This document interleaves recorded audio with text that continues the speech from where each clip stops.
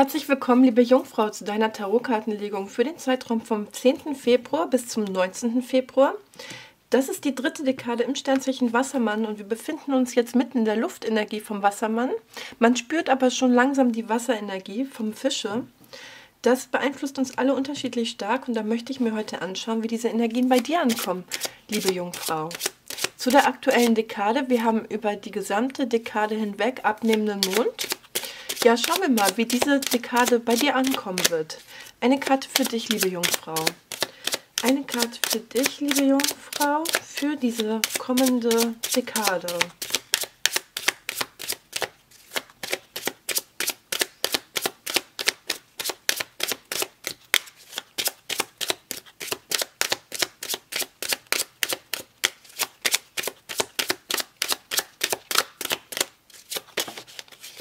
Das war sie nicht, die ist mir einfach nur aus den Händen gefallen. Es hat sich nicht nach der Karte angefühlt. Das ist sie. Der Gehängte. Eine etwas nachdenkliche Zeit könnte das für dich werden, liebe Jungfrau. Du hast sehr viele Optionen, siehst aber nicht genau, in welche Richtung dein Weg gehen könnte.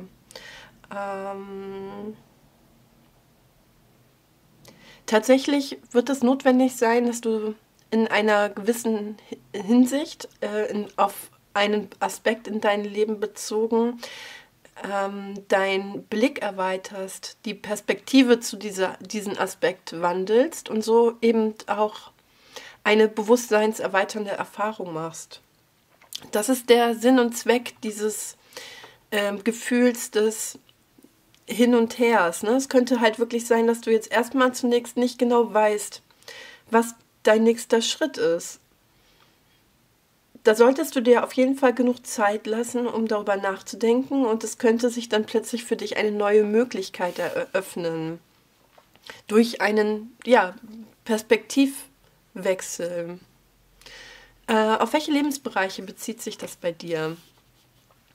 Ja, du nimmst die Angelegenheit sehr ernst. Vielleicht neigst du auch ein bisschen dazu, dich sehr unter Druck zu setzen und von dir viel zu erwarten. Ja, so als Jungfrau Sternzeichen neigst du sicherlich dazu, auch wirklich zu Perfektionismus und das sehe ich hier auch ein wenig. Letztendlich möchtest du halt in dieser Angelegenheit wirklich eine taktisch gute, eine kluge, eine vernünftige Lösung finden. Und siehst halt nicht so direkt den Weg, aber denkst viel über deine nächsten Schritte nach.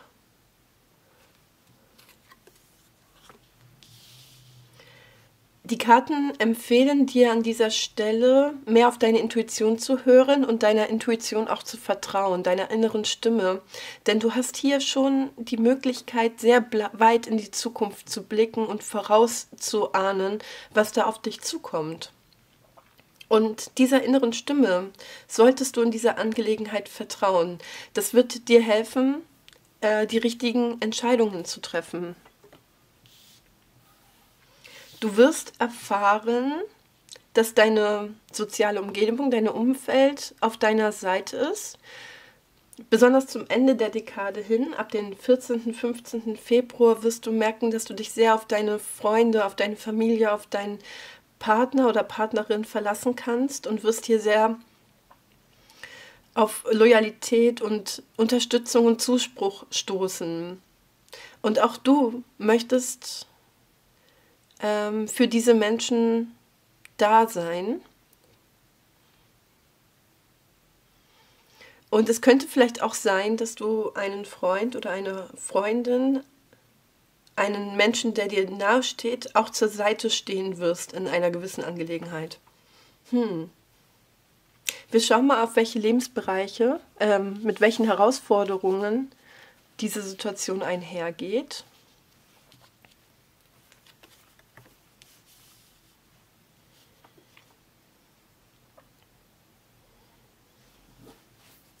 Ja, tatsächlich gibt es auch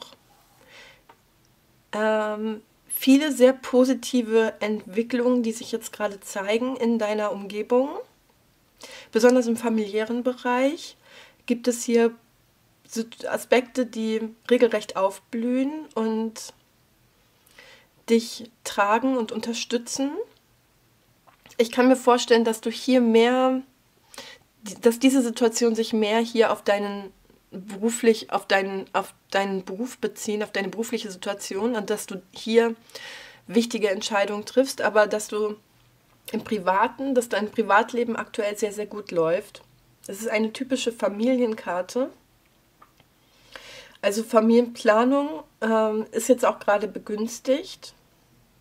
Auch die Kreativität, auch deine persönlichen Hobbys, all dieser Bereich ist auch sehr begünstigt aktuell. Da könntest du auch sehr gute Ideen bekommen. Es ist eine sehr fruchtbare Zeit, in der sich viele Aspekte positiv auswirken werden. Und in dieser Hinsicht kannst du wirklich auch mal dich zurücklehnen und die Sachen passieren lassen, denn es geht hier um natürliche Wachstumsprozesse, die schon längst ihren Anfang genommen haben und sich jetzt positiv auswirken. Es ist wichtig für dich, diesen Aspekt deines Lebens gegenüber auf Empfangsbereitschaft zu stellen und dich überraschen zu lassen quasi oder überhaupt diese Positivität anzunehmen und zu spüren und dieser Dynamik mehr durch Achtsamkeit mehr Dynamik zu geben. Ja, auch diese Karte spricht davon, dass in deinem Privatleben alles sehr, sehr gut läuft und hier sehr viel Geselligkeit auch ist, sehr viel angenehme, gesellige Situationen, bei denen die Emotionen ehrlich und frei fließen können, in der man einfach eine schöne Zeit hat und sich gegenseitig sehr viel Positivität schenkt.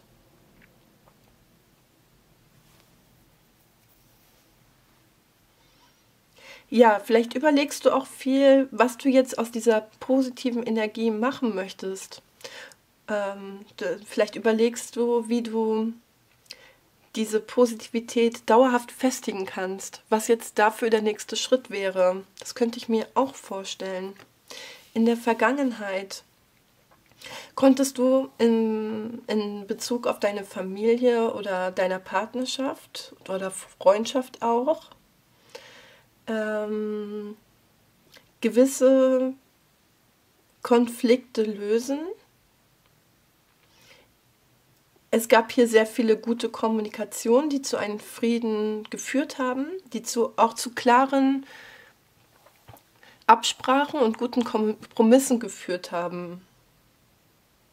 Man hat hier viel miteinander geredet und das wirkt sich jetzt positiv aus. Man spürt jetzt einfach, dass diese Absprachen und Kompromisse funktionieren und dass sie wirklich zu mehr Harmonie und Einklang miteinander führen. Das wiederum schenkt dir eine neue Perspektive für die Zukunft. Also du denkst jetzt vielleicht schon viel darüber nach, wie man jetzt diese Situation stabilisieren kann und festigen kann. Siehst hier auch vielleicht neue Möglichkeiten für dich. Vielleicht neue Möglichkeiten, das Zuhause zu stabilisieren. Ne? Vielleicht eine größere Wohnung oder irgendwie eine Veränderung innerhalb der Wohnung oder des Hauses.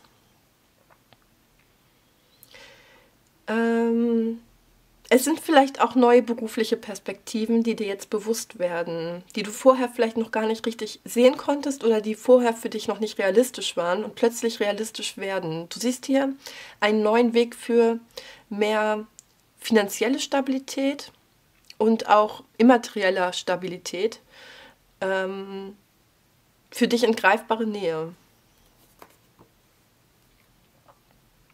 Und die Basis halt dessen ist halt schon, dass das hier im Privatleben so gut läuft.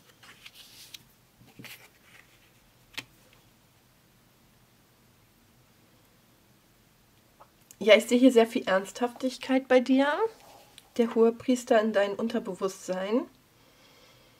Du denkst auch, ich glaube, vielleicht lässt du das nicht so ganz an dich heran, das ist dir nicht so ganz bewusst, aber ähm, du denkst auch viel über Werte nach, über deinen persönlichen Wertekompass, nach welchen Werten du handeln möchtest.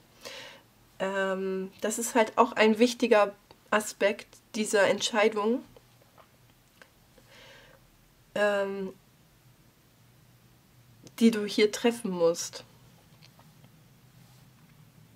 Was sind so deine Ziele? Nach welchen Werten möchtest du in Zukunft leben? Was bedeutet dir Beziehung? Was bedeutet dir Familie und liebevolle Verbindung? Wie definierst du das für dich? Ne, das sind alles so Fragen, die vielleicht unterschwellig in dir auftauchen können.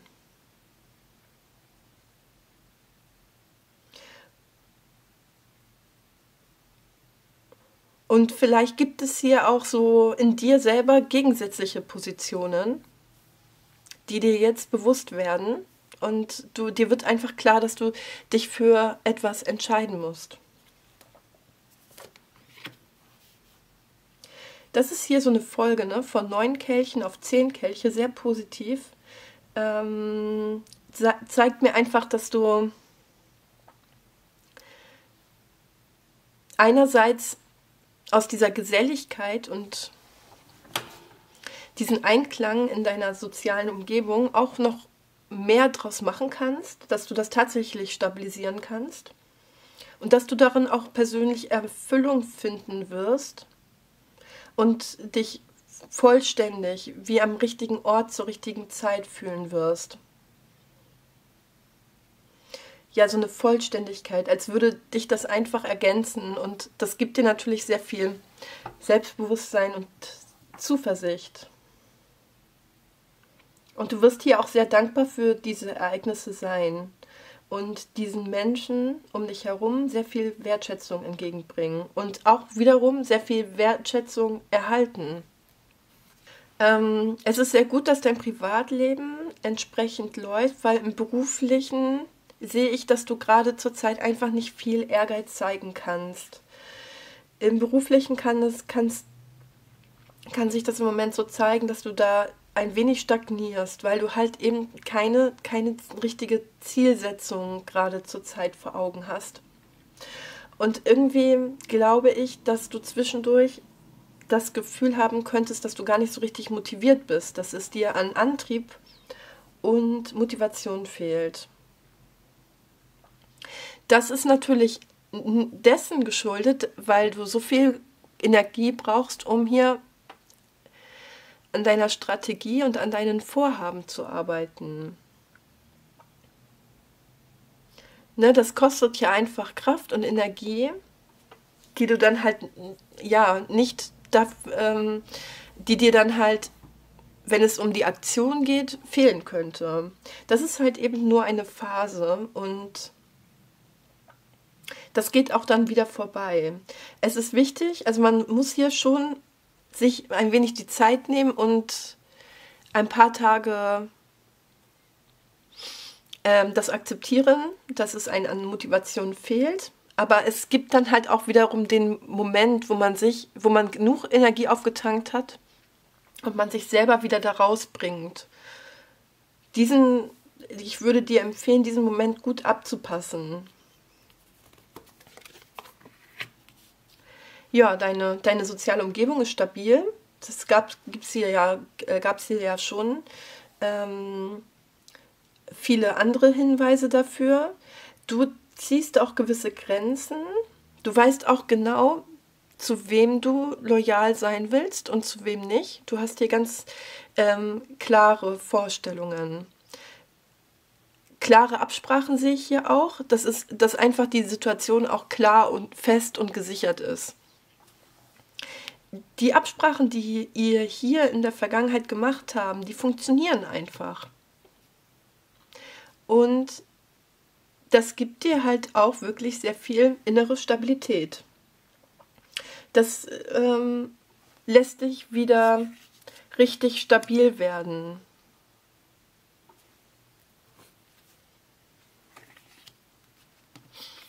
Ja, und jetzt wünschst du dir du wünschst dir einfach doch mehr in die Tatkraft zu kommen.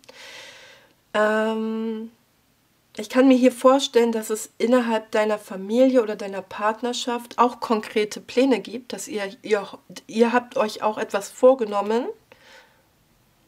was halt, das hatte ich hier schon gemeint, ne, was vielleicht auch mit der Wohnung zu tun haben könnte oder mit dem Haus oder mit anderen Plänen. Irgendein Vorhaben habt ihr euch schon überlegt und jetzt möchtest du auch gerne, dass dem Taten folgen und du mit den Menschen, mit denen du das abgesprochen hast, wirklich ein gutes Team bist, dass die Zusammenarbeit zwischen euch gut klappt, dass ihr auch wirklich im Praktischen diese Absprachen, die ihr getan habt, auch umsetzen könnt. Auch im Beruf sehe ich, dass du hier dir mehr Teamarbeit wünschst. Gerade wenn man bedenkt, dass im Moment dass es dir auf der Arbeit im Moment so an Antrieb fehlt, wünschst du dir einfach auch ein bisschen Entgegenkommen von deinen Arbeitskollegen, von deinen Arbeitskolleginnen, und dass einfach die Zusammenarbeit gut funktioniert.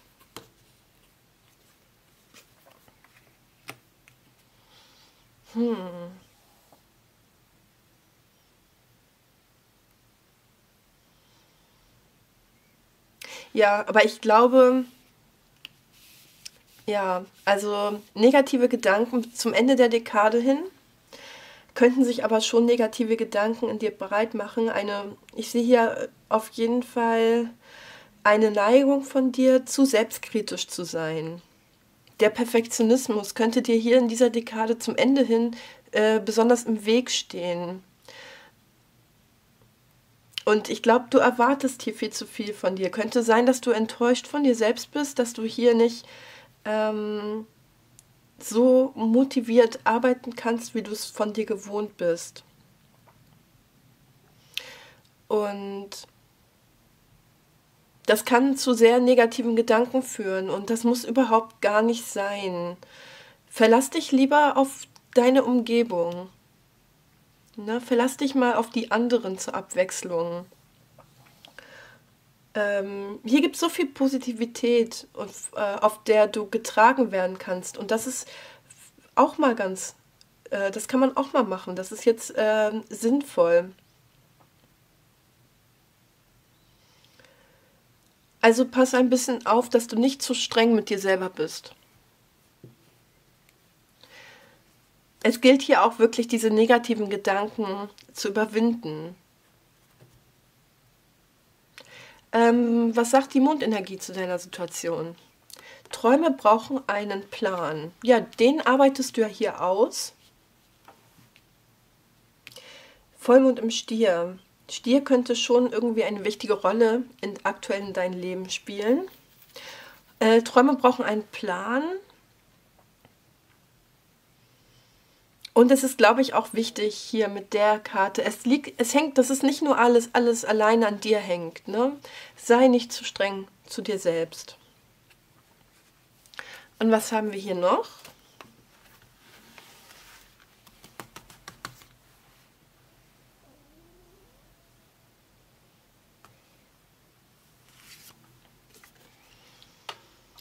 Judy Chicago.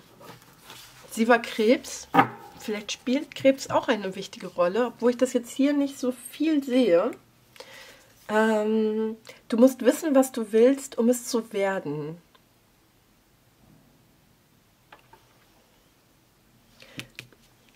Ja, der Hohepriester, ne? Deine Werte. Es ist wichtig, dass du deine eigenen Werte ähm, vertrittst. Das ist auch vielleicht ein interessanter Hinweis mit den 9 Schwertern, denn die 9 Schwerter symbolisieren für mich auch manchmal negative Glaubenssätze, die man in der Vergangenheit gelernt hat, alte Normen, alte Richtlinien, die für einen heutzutage nicht mehr gut funktionieren und unter denen man heutzutage leidet. Ne? Die Schwerter, ich weiß nicht, man sieht das, glaube ich, auf der Karte nicht so gut, aber die sind schon alt, ne? Die sind benutzt. Die sind gar nicht mehr funktional. Und deswegen gilt es, diese zu überwinden und nach seinen eigenen Werten zu leben, ne? Die viel lebendiger sind. Männern gehört die Geschichte, aber Frauen gestalten die Zukunft. Ja, also man könnte das halt auch als Patriarchat bezeichnen, ne? Diese alten, verkrusteten Schwerter. Männer gestalten natürlich auch die Zukunft, aber nicht unbedingt das Patriarchat. Und abschließend, decke dir deinen eigenen Platz am Tisch. Den eigenen Weg des Herzens folgen. Dein eigener Platz am Tisch. Ja, hier gibt es auf jeden Fall neue Möglichkeiten und es hängt vieles von dir ab, ne? Aber natürlich nicht alles. Setz dich nicht unter Druck und versuche, deinen Weg des Herzens zu finden, ne? Es ist eine schwierige Herausforderung, aber es sieht mir hier wirklich sehr, sehr gut für dich aus, liebe Jungfrau. Ich hoffe, dass dich diese Legung inspiriert hat, dass dir diese Legung gefallen hat. Ich wünsche dir von Herzen alles Gute und bis bald mal wieder. Hat dir dieses Video gefallen? Du hast aber noch offene Fragen und möchtest persönlich beraten werden? In meinem Etsy-Shop kannst du eine persönliche Legung für dich buchen. Ich freue mich auf dich.